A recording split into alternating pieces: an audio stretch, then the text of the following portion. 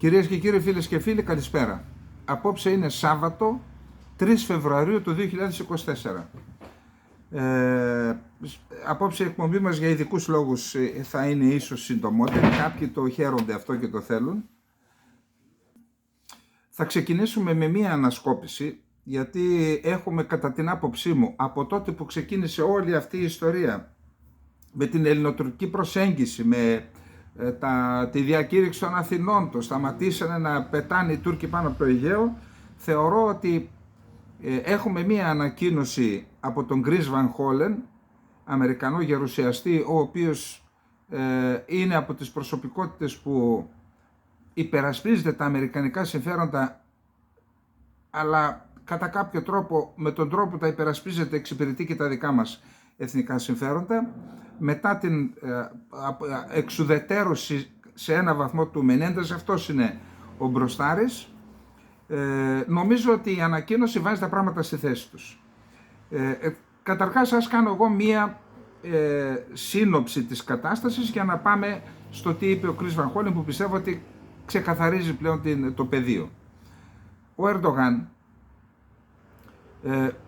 έγραψε βιβλίο το 2018, το εκρεμές της Τουρκίας, γιατί είδα ότι ο Ερντογάν ακολουθεί μια πολιτική να προσεγγίζει την Μόσχα σε ένα βαθμό και τον Πούτιν, να δημιουργεί ανησυχίες, εύλογες ανησυχίες στην Ουάσιγκτον, να προσεγγίζει ο Ουάσιγκτον και να του λέει «Μα τι είναι αυτά που κάνεις?» και να λέει ο Ερντογάν «Εντάξει, για να σταματήσω την προσέγγιση με τη Ρωσία, δώστε μου στο κουρδικό, στο κυπριακό, στα ελληνικά ή όπου αλλού, δώστε μου εσείς αυτά που θέλω να σταματήσω».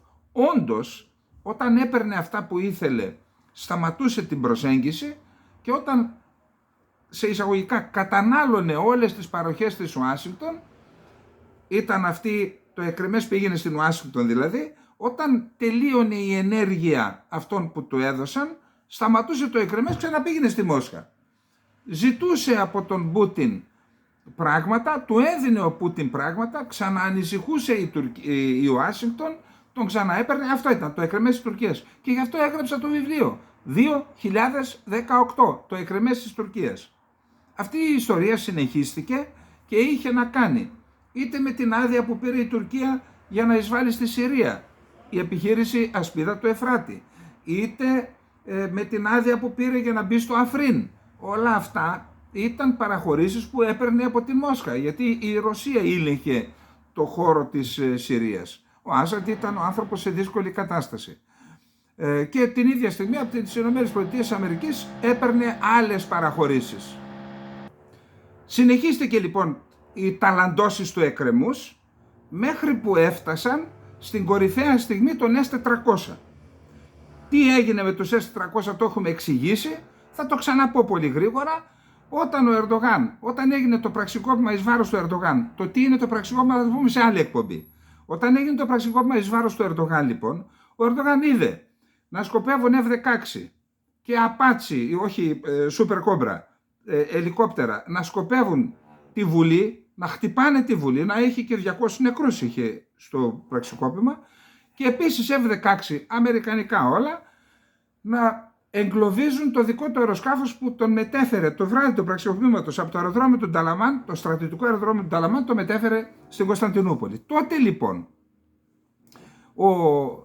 φυσικά η κατάσταση επιδεινώθηκε όταν ο Ερντογάν πήρε πληροφορίες και από τον Πούτιν και από τον Ραϊσί και από τον Κασίμ Σουλεϊμάνι ότι το πραξικόπημα ηθήνονούσε ότι είναι η Ουάσιγκτον και οι αρμόδιες υπηρεσίες και χρηματοδότης στα Ηνωμένα Αραβικά Εμιράτα. Ό,τι σας λέω τώρα έχουν γραφτεί στην Τουρκία, δεν είναι και... Μετά από αυτό ο Ερντογάν λοιπόν πήρε την απόφαση, εκμεταλλεύτηκε την αδυναμία αυτή ο Πούτιν, του πάσαρε τους S-400. Αυτό ήταν κορυφαία στιγμή. Οι S-400 δεν μπορούν να συνυπάρχουν στην ίδια χώρα με τα F-35, διότι μπορούν να διαβάσουν, αφού τους έχει ένας, να διαβάσουν τις αδυναμίες του F-35 οι S-400, και όταν τις διαβάζει ο Τούρκος που έχει και τα S-400 και τα F-35, η Τουρκία συμμετείχε στο πρόγραμμα των F-35 από το 2002 και θα έπαιρνε, στην αρχή είχε ζητήσει 120 συν 20, μετά 100 αεροσκάφη, και μάλιστα παραδόθηκαν 6 F-35 είναι και σήμερα τουρκικά, τα έχουν σε βάσεις στο Τέξας και διαβάζω ότι η Αμερική χρεώνει και φύλακτρα και συντήρηση. Τότε λοιπόν, γιατί είναι πρόβλημα? Όταν τα έχει ο ίδιος και αναγνωρίζει, διαβάζουν οι S-400 τις αδυναμίες του F-35, όταν τις διαβάζει ο Τούρκος που τα έχει και τα δυο τα συστήματα, αυτό το διαβάζει και ο Ρώσος, διότι έχει τρόπο η Ρωσία ό,τι βλέπει τα ραντάρ των S-400 ή ό,τι βλέπει η καρδιά του συστήματος S-400 να περνάει και στους Ρώσους. Και έτσι ενεργοποιήθηκε με πρωτοβουλία του ΧΑΛΚ, αυτής της οργάνωσης του αείμνηστου Νίκου Μούγιαρη, ενεργοποιήθηκε ο νόμος ΚΑΑΤΣΑ και πέταξαν την Τουρκία έξω από το πρόγραμμα των F-35, πάγωσαν τις παραδόσεις, τα 6 είναι ακόμα υποτίθεται τουρκικής ιδιοκτησίας. Έτσι λοιπόν ενεργοποιήθηκε ο ΚΑΑΤΣΑ, η Τουρκία εξωπετάχθηκε από το F-35. Ενώ όσο συμβαίνουν αυτά, το ίδιο διάστημα η Ελλάδα έχει γίνει, αρχίζει η Τουρκία να προκαλεί και στην Ανατολική Μεσόγειο με τα Oruç Reis και στην Κυπριακή ΑΟΣ και με τα γεωτρύπανα και με τα ερευνητικά σκάφη, να έρχεται και το Oruç Reis, και τότε η Ελλάδα ξυπνά, αφυπνίζεται από έναν 20ετή λίθαργο και κάνει τις παραγγελίες με τα Ραφάλ και με τις Μπελαρά. Ευτυχώς θετική ενέργεια, εγώ έχω ασκήσει κριτική στην κυβέρνηση ΣΥΡΙΖΑ, αλλά ήταν θετική ενέργεια που είχε προηγηθεί η παραγγελία εξυγχρονισμού 79 αεροσκαφών F-16 σε Viper, και η Ελλάδα έχει αρχίσει να κάνει βήματα λοιπόν για να ενισχύσει την πολεμική της αεροπορία, κυρίως με τα Viper. Έρχεται το Oruç Reis, η Ελλάδα αντιλαμβάνεται τις αδυναμίες της και προβαίνει σε παραγγελίες Ραφάλ και Μπελαρά, και ενώ συμβαίνει αυτό, η Τουρκία αποβάλλεται από τα F-35 και μένει μόνο με τα F-16, τα περισσότερα από τα οποία είναι Block 30, τώρα δεν είμαι πρόχειρος, αλλά είναι και αυτά που δεν μπορούν και να εξυγχρονιστούν, να γίνουν Viper. Μένει λοιπόν η Τουρκία με αεροσκάφη τρίτης γενιάς και η Ελλάδα σταδιακά βρίσκεται να αποκτά 1-2 μοίρες με αεροσκάφη 4,5 γενιάς. Αυτό λοιπόν, αυτή η κατάσταση δημιουργεί ένα αδιέξοδο στην Τουρκία. Αυτό το αδιέξοδο κορυφώνεται όταν, νομίζω 2 τετράδες τουρκικά F-16 που έκαναν αυτά τα κόλπα, πηγαίναν προς την Κρήτη και φωτογράφιζαν τις υποτιθέμενες πιθανές θέσεις των S-300, όταν αυτά κανονικά γίνονται αερομαχίες, αεροσκάφος με αεροσκάφος. Και όταν λέμε αεροσκάφος με αεροσκάφος, ο χειριστής επιδιώκει να πάρει την ουρά του εχθρικού αεροσκάφους, εκεί ενεργοποιεί το ραντάρ του πυράβλου, του κατευθυνόμενου πυράβλου, και ανάβει ένα λαμπάκι στον αναχαιτισθέντα χειριστή και ένα ηχητικό που λέει ότι είσαι νεκρός, και εκεί τελειώνει η αερομαχία. Όταν ήρθαν λοιπόν αυτά τα τουρκικά αεροσκάφη, κάποια στιγμή άναψαν και στα 8 αεροσκάφη τα λαμπάκια και τα μπιπ. Οι άνθρωποι τρελάθηκαν, γύρισαν πίσω οι Τούρκοι πιλότοι και κατηγόρησαν τότε την Ελλάδα ότι ενεργοποίησε τα ραντάρ των S-300. Δεν ήταν αυτό, ήταν κάτι άλλο. Μετά από αυτό λοιπόν, το αδιέξοδο που αντιμετώπιζε η τουρκική πολεμική αεροπορία έφτασε στο αποκορύφωμά του και ο Ερντογάν άρχισε να αναζητεί λύσεις για αεροσκάφη τέταρτης, 4,5 γενιάς, μπορεί και πέμπτης.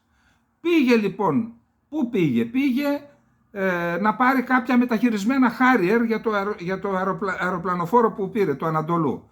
Μετά πήγε στο Eurofighter, έκανε προσπάθειες να πεταχύνει το δικό της αεροσκάφος στο ΚΑΑΝ, δεν βρίσκει κινητήρα. Πήγε στη Ρωσία για να πάρει είτε Sukhoi 35 ή Sukhoi 57, το 35 τέταρτης γενιάς, το Sukhoi 57 είναι πέμπτης γενιάς. Εκεί όμως ο Ερντογάν διεπίστωσε ότι αν κάνει αυτό το βήμα, καταρχάς θέλει πάνω από 20 δισεκατομμύρια. Γιατί? Διότι θα δημιουργήσει πρόβλημα αν έπαιρνε Sukhoi 57 για παράδειγμα, που είναι ένα καλό αεροσκάφος, θα έπρεπε να αλλάξει όλη η δομή της πολεμικής αεροπορίας, και θα αντιμετώπιζε σοβαρότερα προβλήματα με τα F-16 που διαθέτει. Γιατί το εμπάργο το αμερικανικό θα πήγαινε κάθετα, οριζόντια πλέον σε όλη την... Και έτσι, ενώ πήγε στα Eurofighter, εκεί έπεσε πάνω στον τοίχο των Γερμανών, οι Γερμανοί είπαν όχι, πήγε στα Gripen, δεν μπορούσε τότε με τη Σουηδία, είχε τα γνωστά προβλήματα, και αναγκάστηκε ο Ερντογάν, ανάγκη τον έφερε να ξαναγυρίσει να προσκυνήσει την Ουάσιγκτον, να ζητήσει Viper ως λύση ανάγκης. Εκεί λοιπόν τι έγινε? Όταν πήγε στην Αμερική εντωμεταξύ είχαν δουλέψει οι ελληνικές ομάδες πίεσης των ομογενών, των φίλων των Ελλήνων, είχαν δουλέψει, είχαν αναδείξει όλες τις προκλήσεις της Τουρκίας και όλες αυτές καταγράφηκαν και άρχισαν οι διεργασίες μεταξύ Ηνωμένων Πολιτειών της Αμερικής, Ελλάδας και Τουρκίας για να μπορέσουν να ξεπεραστούν αυτά τα προβλήματα έστω και παροδικά και η Τουρκία να ανάψει το πράσινο φως για να μπορέσει να πάρει η Τουρκία τα F-16 Viper. Εννοώ 40 καινούρια και 80 συλλογές εξυγχρονισμού F-16 που ήδη υπάρχουν στην τουρκική πολεμική αεροπορία. Αυτή η κατάσταση λοιπόν είχε δύο διαστάσεις. Η μία διάσταση ήταν η οικονομική, 23 δισεκατομμύρια δολάρια, γιατί δεν είναι μόνο ο εξυγχρονισμός και η αγορά. Πήρε η Τουρκία ένα τεράστιο οπλοστάσιο για όλα αυτά. Τεράστιο, που είναι με ορίζοντα 30 ετών. Και εκτός από αυτό λοιπόν, άρα μια διάσταση είναι η οικονομική, 23 δις, που σημαίνει η Lockheed Martin έχει τεράστιο λόμπι και πρόσβαση και στο State Department και στη Γερουσία και στη Βουλή των Αντιπροσώπων, και η άλλη είναι η πολιτική που την προανέφερα. Έπρεπε να ξεπεραστούν αυτά. Τι έγινε? Μας έφεραν κοντά. Καταρχάς η Τουρκία ήταν προϋπόθεση να σταματήσει τις παραβιάσεις. Σταμάτησε πρώτα τις παραβιάσεις και αυτό άνοιξε το δρόμο για την ελληνοτουρκική προσέγγιση, η οποία ελληνοτουρκική προσέγγιση κορυφώθηκε με τη συνάντηση, επίσκεψη Ερντογάν στην Αθήνα και την συνάντηση, την υπογραφή της περίφημης διακήρυξης των Αθηνών. Μετά από αυτό λοιπόν έμεινε ένα εμπόδιο, η Τουρκία να κυρώσει την είσοδο της Σουηδίας στο ΝΑΤΟ. Έγινε αυτό και ταυτόχρονα απελευθερώθηκε η πώληση των F-16 στην Τουρκία και των F-35 στην Ελλάδα. Για τα F-35 θα πούμε μετά. Να δούμε λοιπόν τώρα τι λέει ο Chris Van Hollen. Είναι τεράστιας σημασίας η ανακοίνωσή του. Πάμε να δούμε την απόφασή του. Να πούμε το εξής, ότι από τη στιγμή που το State Department έστειλε την επιστολή και στο Κογκρέσο αλλά και στην Τουρκία με την οποία γίνεται δεκτή η πώληση, το Κογκρέσο έχει 15 μέρες διορία να εκφράσει τις αντιρρήσεις του. Εάν δεν εκφράσει αντιρρήσεις, τότε η συμφωνία πώλησης προς την Τουρκία θεωρείται περατωθήσα, τουλάχιστον σε επίπεδο γραφειοκρατικό. Πάμε να δούμε λοιπόν τώρα. Πριν λήξουν οι 15 μέρες, ο Chris Van Hollen κάνει την εξής ανακοίνωση. Την απόφαση του να μην αντιταχθεί στην πώληση των μαχητικών F-16 στην Τουρκία, δηλαδή στο 15μέρο να μην πει όχι, ανακοίνωσε ο γερουσιαστής Chris Van Hollen, σημειώνοντας όμως ότι η γειτονική χώρα θα πρέπει να παραμείνει υπό στενή επιτήρηση. Ο γερουσιαστής του Μέριλαντ εξήγησε ότι εξακολουθεί να είναι ανήσυχος για τις ενέργειες της Τουρκίας απέναντι στην Ελλάδα, την Αρμενία και τη Συρία. Κρατήστε το αυτό, μόλις πω την ανακοίνωση θα αναφερθώ και στο αρμενικό και στο συριακό, γιατί το ελληνικό υποτίθεται ότι λύθηκε. Ωστόσο, μετά τις διαβεβαιώσεις, υπογραμμίζουμε και κυκλώνουμε τη λέξη διαβεβαιώσεις και την ενημέρωση που έλαβε από την Αμερικανική κυβέρνηση, από το State Department, ότι δεν σκοπεύει να καταψηφίσει την πώληση F-16 καταθέτοντας ένα ψήφισμα αποδοκιμασίας. Δηλαδή, μετά τις διαβεβαιώσεις που του έδωσε ο Λευκός Οίκος και το State Department, αλλά και την ενημέρωση που του κάναν, του δείξαν την επιστολή της Τουρκίας που λέει ότι δεν θα πειράζω την Ελλάδα, δεν ξέρω τι είπε για τους άλλους. Εγώ, λέει, δεν σκοπεύω να καταψηφίσω, άρα δεν θα εκφράσω αντιρρήσεις στις 15 μέρες. Όσον αφορά την τουρκική επιθετικότητα στο Αιγαίο, ανέφερε ότι η αμερικανική κυβέρνηση με ενημέρωσε, προσέξτε, ότι συνεχίζει να παρακολουθεί στενά αυτό το θέμα προκειμένου να ενθαρρύνει τον συνεχιζόμενο διάλογο μεταξύ Ελλάδας και Τουρκίας. Άρα έχουμε δρόμο μπροστά. Κρατηθείτε. Σε αυτό το πλαίσιο ο Chris Van Hollen δήλωσε ότι θα παραμείνει σε ανοιχτή γραμμή επικοινωνίας με την κυβέρνηση, τον ΗΠΑ, καθώς είναι σημαντικό η τουρκική συμπεριφορά να παραμείνει στο μικροσκόπιο του Κογκρέσου για το επόμενο διάστημα, όσο θα αυτή τη τετραετία που χρειάζεται, τετραετία να ολοκληρωθεί το πρόγραμμα των F-16. Επιλέξει τι λέει ο Chris Van Hollen. Η επικύρωση της ένταξης της Σουηδίας στο ΝΑΤΟ από την Τουρκία μπορεί να καθυστέρησε πολύ, αλλά είναι ένα ευπρόσδεκτο βήμα προς τα εμπρός και ένα σημαντικό μήνυμα προς την κοινότητα του ΝΑΤΟ από πλευράς της Τουρκίας. Τούτου λεχθέντος, συνεχίζω να έχω σοβαρές ανησυχίες για τις συνεχιζόμενες επιθέσεις του Προέδρου Ερντογάν κατά των Κούρδων συμμάχων μας στη Συρία, τις επιθετικές του ενέργειες στην Ανατολική Μεσόγειο, Κύπρος, και το ρόλο που έπαιξε στην υποστήριξη των στρατιωτικών επιθέσεων του Αζερβαϊτζάν κατά του Ναγκόρνο Καραμπάχ. Εκτιμώ ότι το γεγονός ότι η κυβέρνηση Biden αφιέρωσε χρόνο για να με ενημερώσει σχετικά με αυτά τα θέματα και να δώσει απαντήσεις στις ανησυχίες μου ως θετικό. Άρα, για να τον πείσουν, του είπαν διάφορα πράγματα που δεν θα τα μάθουμε και ποτέ. Πάντως πίστηκε. Αν και χάρηκα που διαπίστωσα ότι ο πρόεδρος Ερντογάν σταμάτησε τις παραβιάσεις στρατιωτικών αεροσκαφών στον ελληνικό εναέριο χώρο, να γιατί σταμάτησε, η κυβέρνηση με ενημέρωσε ότι συνεχίζει να παρακολουθεί στενά αυτό το θέμα, προκειμένου να ενθαρρύνει το συνεχιζόμενο διάλογο μεταξύ της Ελλάδας και της Τουρκίας. Στενά τις κινήσεις της Τουρκίας για να συνεχιστεί ο διάλογος. Επιπλέον, έλαβα διαβεβαιώσεις από την κυβέρνηση ότι θα συνεχίσει να προειδοποιεί το Αζερμπαϊτζάν να μην λάβει περαιτέρω στρατιωτική δράση κατά της Αρμενίας, το έφαγε το Καραμπάχ, έκανε εθνοκάθαρση, το κατάπιαμε αυτό. Και ότι θα συνεργαστεί με την Τουρκία για να αποτρέψει οποιαδήποτε περαιτέρω κλιμάκωση αυτής της σύγκρουσης. Παραμένω βαθιά προβληματισμένος από τις επιθέσεις του Προέδρου Ερντογάν κατά των Συριακών Δημοκρατικών Δυνάμεων στη βορειοανατολική Συρία. Ωστόσο, η κυβέρνηση με διαβεβαίωσε ότι συνεχίζει να εκφράζει τις έντονες αντιρρήσεις της σε αυτές τις επιθέσεις, συμπεριλαμβανομένης της απειλής για αμερικανικές δυνάμεις που συνεργάζονται με τις δημοκρατικές δυνάμεις της Συρίας, και επιβεβαίωσε την αδιάλειπτη δέσμευσή της για την υποστήριξη αυτού του κρίσιμου εταίρου. Άρα έθεσε και θέμα Κούρδων και είπε η αμερικανική κυβέρνηση αδιάλειπτη δέσμευση για υποστήριξη των Κούρδων, ο οποίος έχει χρησιμεύσει ως αιχμή του δώρατος στην εκστρατεία μας για την ήττα του Ισλαμικού κράτους. Καθαρές κουβέντες έβγε στον Chris Van Hollen. Και επαναλαμβάνω, δεν το λέω επειδή έχω κάποια συμπάθεια εδώ ή εκεί. Αυτή είναι η αλήθεια. Η κυβέρνησή μου είπε ότι θα γνωστοποιήσει με μεγαλύτερη σαφήνεια αυτή τη δέσμευσή μας προς τις SDF. Τη δέσμευση θα τη γνωστοποιήσει στις δημοκρατικές δυνάμεις των Κούρδων της Συρίας. Γιατί οι Κούρδοι είπαν, ρε παιδιά, μπάστα, φτάνει. Μας έχουν διαλύσει και δεν μιλάτε. Άρα η κυβέρνηση ενημέρωσε τους Κούρδους, εμείς θα συνεχίσουμε να σας στηρίζουμε. Θα δούμε πώς. Προκειμένου να κατευναστούν οι ανησυχίες που έχουν εκφραστεί για μειωμένη αμερικανική δέσμευση στη συνεργασία μας. Γιατί οι Κούρδοι είπαν κάποια στιγμή, παιδιά, τελειώσαμε. Με βάση αυτές τις διαβεβαιώσεις και τις πρόσθετες πληροφορίες που έλαβα από την κυβέρνηση κατά τη διάρκεια αυτής της ενημέρωσης, δεν σκοπεύω να εμποδίσω την πώληση των F-16 στην Τουρκία, καταθέτοντας ένα ψήφισμα αποδοκιμασίας εντός του 15ημέρου.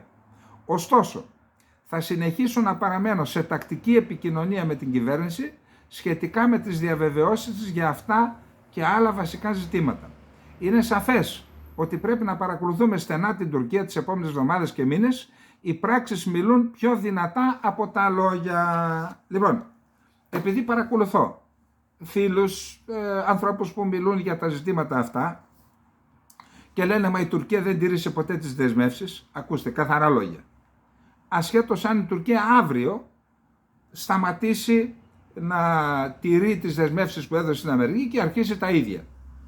Το γεγονός ότι τόσο καιρό συζητείται στους διαδρόμους και στις αίθουσες του Κογκρέσου, Γερουσία και Βουλή των Αντιπροσώπων, στο State Department, στο Λευκό Οίκο, η παραβατική συμπεριφορά της Τουρκίας, το γεγονός ότι τέθηκε το ζήτημα των όρων, το γεγονός ότι πιθανόν υπάρχει και η επιστολή της Τουρκίας, υπάρχει. Και όλα αυτά είναι ένα τεράστιο βήμα, όχι βήμα, άλμα μπροστά. Μέχρι τώρα μας είχαν το κλώτσο και του μπάτσου. Και τώρα είμαστε στο επίκεντρο. Τα δικαιώματά μας και η παραβιάση των δικαιωμάτων από την Τουρκία είναι το θέμα των Αρμενίων, τεράστιο ζήτημα. Το θέμα των Κούρδων, τεράστιο ζήτημα. Άπτεται της επιβίωσης της Κύπρου και της Ελλάδας. Εάν φύγουν οι Αμερικανοί από τη Συρία, από το Ιράκ και από τη Συρία, και η Τουρκία κατορθώσει να ρουφήξει το κουρδικό μέσα στον ιμπεριαλισμό της, τότε όλοι θα αποκτήσει μια άλλη δυναμική. Έχει ξοδέψει πάνω από 400 δισεκατομμύρια δολάρια για να αντιμετωπίσει το κουρδικό. Σκεφτείτε, όλα αυτά τα λεφτά θα ήταν δυναμισμό στην τουρκική οικονομία και επιθετικότητα στην Κύπρο και στην Ελλάδα. Άρα είναι κρίσιμο να παραμείνουν οι Αμερικανοί εκεί και να συνεχιστεί η συνεργασία τους, και ο Chris Van Hollen είναι ο μοναδικός μέχρι τώρα που έβαλε το θέμα στις πραγματικές του διαστάσεις. Άρα δεν κάνω συνολική αποτίμηση, εννοώ δεν ξεκόβω την λεγόμενη ελληνοτουρκική προσέγγιση και τη διακήρυξη των Αθηνών. Έχω πει τις ενστάσεις μου, παραμένω σε αυτές. Όμως πρέπει να τη δούμε στον ολόκληρο τον πίνακα, σας τον ανέφερα, εδώ είμαστε, να παρακολουθούμε τα πράγματα. Θεωρώ, επαναλαμβάνω, ότι ο Chris Van Hollen μας έδωσε τα κομμάτια του puzzle που λείπουν, τα υποπτευόμασταν, αλλά τώρα έχουμε μια επίσημη και καταλαβαίνουμε τι γίνεται. Θεωρώ ότι προσπάθησα να σας δώσω και εγώ να καταλάβετε τι συμβαίνει στην περιοχή μας, στις αμερικανοτουρκικές, στις ελληνοτουρκικές, στις ελληνοαμερικανικές σχέσεις και στα θέματα με τους Κούρδους και τους Αρμενίους. Τεράστια σημασία ζήτημα. Τώρα, όσον αφορά τα εξοπλιστικά και τα δώρα κτλ., τα είπαμε στη χθεσινή, μην τα ξαναπούμε, να πάμε να δούμε γιατί. Χθες προαναγγείλαμε ότι αναμένονται οι βομβαρδισμοί. Οι βομβαρδισμοί λοιπόν τη νύχτα έγιναν και θα πούμε σε λίγο, αφού πούμε τα του Ισραήλ, θα δούμε τι έγινε και με τους βομβαρδισμούς των Αμερικανών εναντίον φιλοϊρανικών οργανώσεων στο Ιράκ και τη Συρία. Λοιπόν, πάμε στο Ισραήλ. Συνεχίζονται οι βομβαρδισμοί, συνεχίζεται η κατάσταση στην Χαν Γιουνίς. Είχαμε νεκρούς χθες το βράδυ και σήμερα το πρωί, για να δούμε τα σφοδρά πλήγματα πραγματοποίησε και χθες και σήμερα το πρωί το Ισραήλ στην πόλη Ράφα, όπου έχουν καταφύγει περισσότερο από 1 εκατομμύριο Παλαιστίνοι, οι οποίοι απειλούνται από τον πόλεμο στη Γάζα, την ώρα που η διπλωματία επιχειρεί να επιβάλλει μια νέα εκεχηρία με φόντο την περιφερειακή ανάφλεξη. Λίγο μετά τα μεσάνυχτα, μία δημοσιογράφος του Γαλλικού Πρακτορείου άκουσε ισχυρά πλήγματα στην πόλη αυτή, που συνορεύει με την Αίγυπτο στο νότιο άκρο της λωρίδας της Γάζας. Το Υπουργείο Υγείας της Χαμάς ανακοίνωσε το θάνατο τουλάχιστον 100 αμάχων χθες και 14 σήμερα το πρωί. Υπάρχουν δύσκολες καιρικές συνθήκες, είναι 1,3 εκατομμύρια άνθρωποι στη Ράφα, το τελευταίο καταφύγιο. Τώρα θα πάνε να το καθαρίσουν και αυτό, αφού καθάρισαν την Γιούνις, το καθάρισαν και έτσι και αλλιώς. Βροχή, κρύο, οι άνθρωποι ζουν σε αντίσχυνα ή στην ύπαιθρο. Πάντως παρόλα αυτά, από τη μια πλευρά έχουμε σφοδρούς βομβαρδισμούς και από την άλλη πλευρά συνεχίζονται οι διεργασίες για να δούμε αν θα φτάσουμε σε ένα αποτέλεσμα με την συμφωνία. Ο αρχηγός της Χαμάς, Ισμαήλ Χανίγια, που είναι στο Κατάρ, αναμένεται να πάει στο Αίγυπτο, όπου εκεί θα έχει συζητήσεις για το θέμα.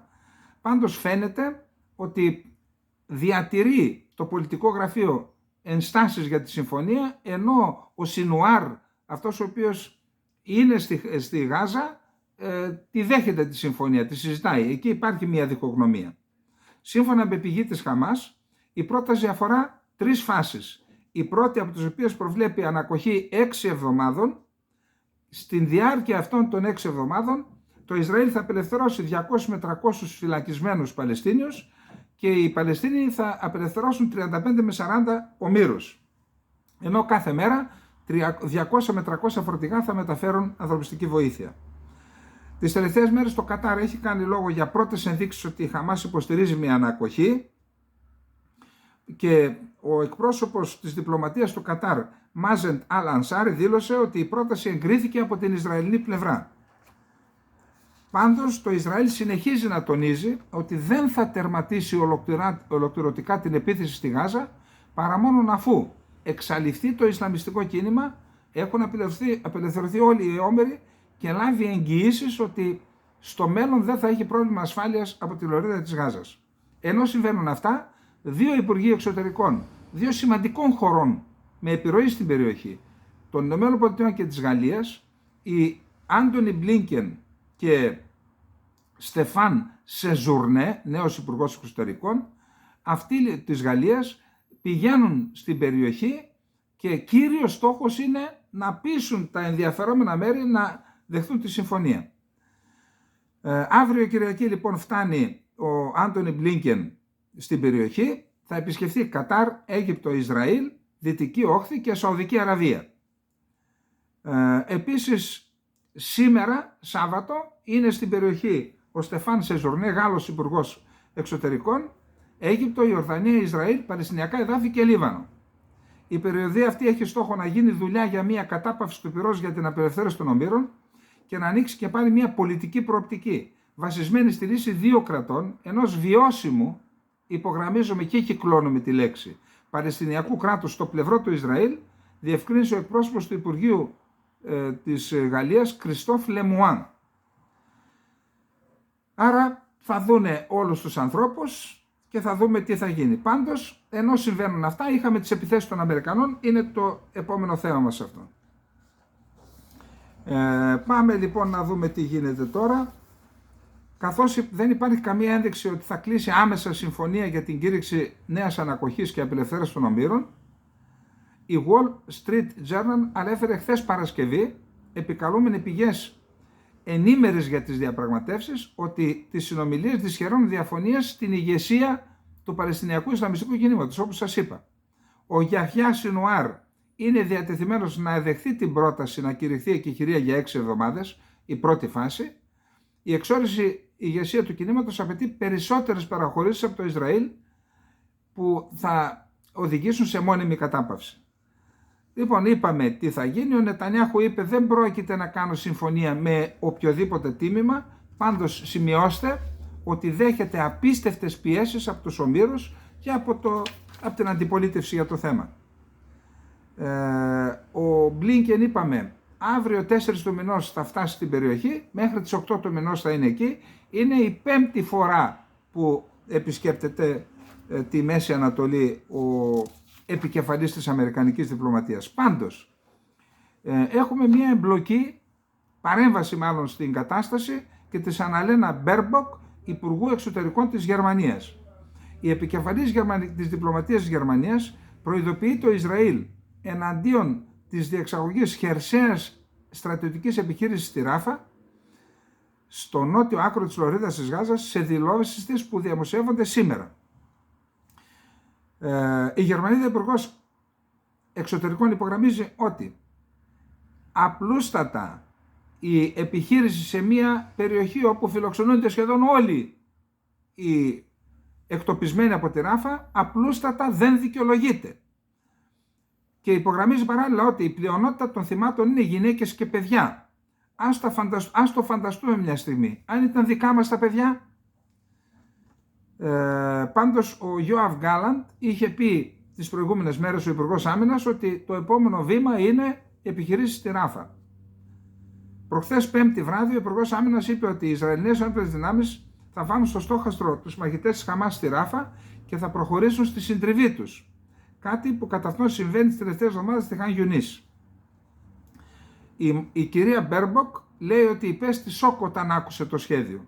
Μαζί με τους Αμερικανούς εταίρους μας έχω πει επανειλημμένα στη Ισραηλινή κυβέρνηση ότι ο πληθυσμός της λωρίδας Γάζας δεν γίνεται να εξαφανιστεί. Είναι ο στόχος των Ισραηλινών αυτός.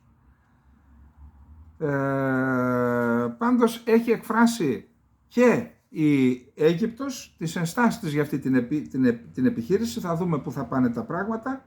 Πάμε στο επόμενο θέμα που είναι η επιχείρηση των ΗΠΑ. Όπως είπαμε λοιπόν, το Ιράν έχει καταρθώσει, ακολουθεί μια αυτοκρατορική στρατηγική. Τι κάναν πάντα οι αυτοκρατορίες? Έβαζαν αντιπροσώπους να μάχονται για να είναι ήσυχο το αυτοκρατορικό κέντρο. Έτσι κάνει η Τεχεράνη. Έχει κάνει ομάδες στο Ιράκ, στη Συρία, στο Λίβανο, στη Γάζα και στην Ιεμένη, και έχει στείλει και δικούς της. Πάντως συνήθως διάβασα ένα καταπληκτικό άρθρο ότι στη Συρία υπάρχουν 20.000 Αφγανοί από αυτούς που μιλούν την ιρανική γλώσσα και έχουν μια ταξιαρχία, οι οποίοι είναι μάλιστα άνθρωποι φτωχοί, δεν έχουν στον ήλιο μοίρα, τους δίνουν κάμια 100-200 δολάρια το μήνα και μάχονται για τα συμφέροντα της Τεχεράνης και του Άσαντ. Άρα αυτή λοιπόν, επειδή κτυπήθηκε προχτές ο Πυρ Tower 22, ένας πύργος όπου φιλοξενούνται αμερικανικές δυνάμεις στο έδαφος της Ιορδανίας κοντά στη Συρία, κτυπήθηκε από μια οργάνωση του Ιράκ, φιλοϊρανική, και είχε 3 νεκρούς. Τους υποδέχθηκε χθες αργά ο ίδιος ο Μπάιντεν με τη γυναίκα του στην Αμερική. Την ώρα που τους υποδεχόταν, μεσάνυχτα δηλαδή, άρχισαν να βαράν αμερικανικά αεροσκάφη. Προσέξτε, το στρατηγικό βομβαρδιστικό Β1 κτύπησε, που η συμμετοχή του δείχνει και τη σημασία που δίνουν οι Αμερικανοί. Αυτό μπορεί να μεταφέρει και πυρηνικά. Για να δούμε τι έγινε σε αυτούς τους βομβαρδισμούς. Ο εκπρόσωπος του Συμβουλίου Εθνικής Ασφάλειας της Αμερικανικής Προεδρίας, Τζον Κίρμπι, ανέφερε ότι τα αμερικανικά αεροσκάφη που συμμετείχαν στην επιχείρηση, προσβάλλοντας 85 στόχους σε 7 διαφορετικές τοποθεσίες, 3 στο Ιράκ, 4 στη Συρία, χρησιμοποίησαν πάνω από 125 πυρομαχικά ακριβίες μέσα σε περίπου 30 λεπτά. Μιλάμε για καταιγισμό, έτσι. Δεν θέλουμε να δούμε ούτε μία επίθεση ακόμη εναντίον αμερικανικών θέσεων ή αμερικανών στρατιωτικών στην περιοχή, είπε ο Κίρμπι. Από τα μέσα Οκτωβρίου έχουν γίνει 165 επιθέσεις με μη επανδρομένα αεροσκάφη, ρουκέτες και βαλιστικούς πυράβλους μικρού βεληνικούς εναντίον αμερικανικών στρατιωτικών και στόχων που είναι ανεπτυγμένοι στο πλαίσιο της αποστολής του αντιτζιχαντιστικού συνασπισμού στο Ιράκ και στη Συρία. Να θυμίσουμε ότι την Κυριακή την προηγούμενη, 28 Ιανουαρίου, με μη επανδρωμένο αεροσκάφος που η Ουάσιγκτον το απέδωσε στο Ιράν, μάλιστα βρήκαν κομμάτια που δείχνουν ότι κατασκευάστηκε στο Ιράν, είχε αποτέλεσμα να σκοτωθούν 3 μέλη των Αμερικανικών όπλων δυνάμεων, το είπαμε, τα οποία τα υποδέχθηκε ο ίδιος ο Μπάιντεν. Τότε οι ΗΠΑ διαμήνυσαν ότι θα ανταποδώσουν. Ο εκπρόσωπος του Συμβουλίου Εθνικής Ασφάλειας του Λευκού Οίκου διαβεβαίωσε ότι δεν υπήρχε σύνδεση ανάμεσα στη στιγμή που υποδεχόταν τις σωρούς με τα πλήγματα. Ο Κίρμπι διαβεβαίωσε ακόμη ότι η Ιρακινή κυβέρνηση, η οποία καταδίκασε την παραβίαση της εθνικής κυριαρχίας της, είχε ειδοποιηθεί εκ των προτέρων για τα πλήγματα. Ο εκπρόσωπος του Λευκού Οίκου είπε επίσης ότι ο Ουάσιγκτον δεν είχε καμία επικοινωνία, ούτε καν ανεπίσημη ή έμεση, με την Τεχεράνη μετά την επίθεση της Κυριακής σε βάση υποστήριξη στη Βόρεια Ιορδανία, που είχε αποτέλεσμα να σκοτωθούν 3 Αμερικανοί στρατιωτικοί. Οι ΗΠΑ δεν θέλουν πόλεμο με το Ιράν, επανέλαβε ο Κίρμπι. Με τη σειρά τους έχουμε αντιδράσεις και από το Ιράκ και από την Συρία για τους βομβαρδισμούς. Ιράκ και Συρία καταδίκασαν με σκληρές ανακοινώσεις τα πλήγματα που διεξήγαγαν οι ΗΠΑ στα εδάφη τους, χτυπώντας θέσεις που σχετίζονται με τους φρουρούς της Επανάστασης του Ιράν και φιλοϊρανικές οργανώσεις. Οι ζημιές από τις αμερικανικές αεροπορικές επιδρομές στο Ιράκ δεν έχουν ακόμα προσδιοριστεί, αλλά ο στρατός του εξέδωσε ανακοίνωση με την οποία καταδικάζει τις επιθέσεις ο στρατός του Ιράκ. Αυτές οι αεροπορικές επιδρομές συνιστούν παραβίαση της Ιρακινής κυριαρχίας, υπονομεύουν τις προσπάθειες της Ιρακινής κυβέρνησης και συνιστούν απειλή που θα μπορούσε να οδηγήσει το Ιράκ και την περιοχή σε οδυνηρές συνθήκες. Τα αποτελέσματα θα έχουν σοβαρές επιπτώσεις στην ασφάλεια και τη σταθερότητα στο Ιράκ και τη γύρω περιοχή, είπε ο Γιαγιά Ρασούλ, εκπρόσωπος του Ιρακινού στρατού.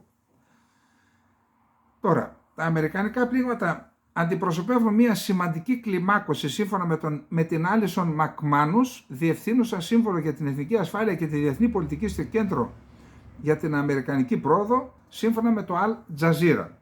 Αλλά η ίδια ήταν επιφυλακτική σχετικά με τον αντίκτυπο. Λέει, τέτοιες επιθέσεις δεν έχουν αποτελέσματα ικανοποιητικά. Το Υπουργείο Άμυνας της Συρίας αναφέρει ότι οι αεροπορικές επιδρομές των ΗΠΑ είχαν στόχο μια σειρά από τοποθεσίες και πόλεις στα ανατολικά της χώρας και στα σύνορα με το Ιράκ. Άμαχοι και στρατιωτικοί σκοτώθηκαν, ενώ άλλοι τραυματίστηκαν, αναφέρεται σε ανακοίνωση στη σελίδα του Υπουργείου στο Facebook. Οι επιθέσεις προκάλεσαν σημαντικές ζημιές σε δημόσια και ιδιωτική περιουσία. Η περιοχή που έγινε στόχος των αμερικανικών υποθέσεων στην Ανατολική Συρία είναι η ίδια περιοχή όπου ο Συριακός Αραβικός στρατός μάχεται τα υπολείμματα της τρομοκρατικής οργάνωσης ISIS. Αυτό επιβεβαιώνει ότι οι ΗΠΑ και οι στρατιωτικές δυνάμεις εμπλέκονται και συμμαχούν με αυτή την οργάνωση και εργάζονται για την αναβιώσει η δράση της ως βραχίωνα πεδίου τόσο στη Συρία όσο και στο Ιράκ με όλα τα βρώμικα μέσα. Η επίθεση των Αμερικανικών κατοχικών δυνάμεων σήμερα τα ξημερώματα δεν έχει καμία άλλη δικαιολογία εκτός από την προσπάθεια αποδυνάμωσης του Συριακού Αραβικού στρατού και των συμμάχων του στον αγώνα κατά της τρομοκρατίας. Τονίζεται από το Συριακό στρατό. Ο επικεφαλής του Αμερικανικού Υπουργείου Άμυνας, Λόιτ Όστιν, δήλωσε ότι ο πρόεδρος Μπάιντεν διέταξε πρόσθετη δράση κατά του σώματος των φρουρών της Επανάστασης του Ιράν και των ενόπλων οργανώσεων που συνδέονται με αυτό. Αυτή ήταν η αρχή της απάντησής μας, θα συνεχιστεί δηλαδή. Τα πλήγματα στόχευαν σε δύναμη των Quds, ξένο κατασκοπευτικό και παραστρατιωτικό βραχίωνα των βρών της Ισλαμικής Επανάστασης, που επηρεάζει σε μεγάλο βαθμό τις συμμαχικές πολιτοφυλακές σε όλη τη Μέση Ανατολή, από το Λίβανο ως το Ιράκ, από την Εμένη ως τη Συρία. Ωστόσο, το Πεντάγωνο λέει ότι δεν θέλει πόλεμο με το Ιράν και πιστεύει ότι ούτε η Τεχεράνη θέλει πόλεμο. Δεν επιδιώκουμε σύγκρουση με τη Μέση Ανατολή ή οπουδήποτε αλλού, αλλά ο πρόεδρος και εγώ δεν θα ανεχθούμε επιθέσεις εναντίον των Αμερικανικών δυνάμεων. Ξεκάθαρα πράγματα. Πάμε τώρα. Η Αμερικανική κατοχή του Συριακού εδάφους δεν μπορεί πια να συνεχιστεί, δήλωσε σήμερα ο Συριακός στρατός την επομένη των Αμερικανικών πληγμάτων. Η κατοχή ορισμένων τμήματων του Συριακού εδάφους από τις Αμερικανικές δυνάμεις δεν μπορεί πια να συνεχιστεί. Αναφέρεται στην παρουσία 900 στρατιωτών του Αμερικανικού στρατού στην περιοχή ανατολικά του Τίγρη, του Εφράτη, σε συνεργασία με τις δημοκρατικές δυνάμεις της Συρίας. Ενώ συμβαίνουν αυτά, έχουμε 5 νεκρούς. Το Ισλαμικό κράτος επιτέθηκε στην περιοχή της Παλμύρας και σκότωσε 5 φιλοκαθεστωτικούς μαχητές, δηλαδή του Άσαντ, πολιτοφύλακες δηλαδή, στην περιοχή της Παλμύρας. 14 στρατιωτικούς είχαν σκοτώσει στις 9 Ιανουαρίου, πριν από ένα μήνα δηλαδή σχεδόν πάλι. Που φαίνεται ότι το Ισλαμικό κράτος δεν το τελείωσαν όπως θέλουν να λένε. Και να πάμε και στο επόμενο θέμα μας και να τελειώσουμε. Η αντιαεροπορική άμυνα της Ουκρανίας κατέρριψε 9 από τα 14 ρωσικά μη επανδρομένα αεροσκάφη στη διάρκεια νυχτερινής επίθεσης. Εκεί εκτύπησαν μια ενεργειακή υποδομή στην πόλη Κρύβι Ριχ. Είναι η δεύτερη επίθεση μέσα σε 2 μέρες εναντίον αυτής της πόλης. Χτυπήθηκαν ενεργειακές εγκαταστάσεις και διακόπηκε η ηλεκτροδότηση χιλιάδων ανθρώπων. Είπαμε ότι αυτό είναι ένα σχέδιο της Ρωσίας να χτυπάει ενεργειακές εγκαταστάσεις για να δημιουργήσει πρόβλημα στον Ζελένσκι. Την ίδια στιγμή όμως είχαμε επίθεση και των Ουκρανών με ντρόν, χτύπησαν διελιστήριο πετρελαίου στο Βόλγκογκραντ. Τώρα χτυπάει ο ένας στις ενεργειακές υποδομές στο άλλο. Ο πρόεδρος της Πολωνίας δήλωσε ότι δεν είναι βέβαιος ότι η Ουκρανία θα μπορέσει να ανακτήσει τον έλεγχο της Κριμαίας, λέγοντας δεν ξέρω αν η Ουκρανία θα ανακτήσει την Κριμαία, αλλά πιστεύω ότι θα ανακτήσει το Ντονέτσκ και το Λουγκάνσκ. Αυτά και με την Ρωσία, και να κλείσουμε την απόψινή μας εκδήλωση, το λέω αυτό γιατί αναχωρούμε για την Άρτα να κάνουμε μια εκδήλωση, την απόψινή μας εκπομπή, με ένα άρθρο που αφορά την εναλλακτική για τη Γερμανία στην Deutsche Welle. Οι κινητοποιήσεις δεν σταματούν στη Γερμανία. Εκατομμύρια άνθρωποι κατεβαίνουν στους δρόμους για να διαδηλώσουν την αγανάκτησή τους για την ενίσχυση της ακροδεξιάς στη Γερμανία. Διαδηλώσεις γίνονται συνεχώς στο Βερολίνο, το Αμβούργο, την Κολονία, αλλά και σε μικρότερες πόλεις. Είναι πλέον ξεκάθαρο ότι στην κοινωνία έχει συσσωρευτεί οργή για την απρόσκοπτη άνοδο του κόμματος Εναλλακτική για τη Γερμανία. Μέσα σε λίγα χρόνια το συγκεκριμένο κόμμα εξελίχθηκε σε μια ακραία αλλά ισχυρή πολιτική δύναμη με διασυνδέσεις σε ακροδεξιούς ή ακόμη και νεοναζιστικούς πυρήνες. Ξυφουλκεί εναντίον του Ισλάμ, της μετανάστευσης, της παροχής ασύλου, αμφισβητεί την κλιματική αλλαγή, υιοθετεί την τακτική του Ντόναλντ Τραμπ για να συκοφαντήσει πολιτικούς αντιπάλους και να διαδώσει θεωρίες συνωμοσίες. Η σταγόνα που ξεχύλισε το ποτήρι και έδωσε το έναυσμα για τις μαζικές κινητοποιήσεις ήταν οι μυστικές προετοιμασίες για τον εκτοπισμό, την απέλαση αλλοδαπών αλλά και Γερμανών πολιτών, αλλοδαποί που απέκτησαν γερμανική υπηκότητα, τις οποίες αποκάλυψε η δημοσιογραφική πλατφόρμα Correctiv στις 10 Ιανουαρίου. Σύμφωνα με αυτές τις πληροφορίες, στελέχη της εναλλακτικής για τη Γερμανία, ακροδεξιοί παράγοντες και επιχειρηματίες συναντήθηκαν πρόσφατα επεργαζόμενοι σχέδια για μαζικές απελάσεις. Και τέλος πάντων στη συνέχεια αναφέρεται ότι και αριστεροί και συντηρητικοί μαζί στους δρόμους εναντίον της εναλλακτικής για τη Γερμανία. Δεν ξέρω εάν η Ένωση Αριστερών και Δεξιών, εάν θα κάνει κακό. Πιθανότητα να ενισχύσει το ΕΕΔ. Λοιπόν, αυτά είχαμε να πούμε για απόψε.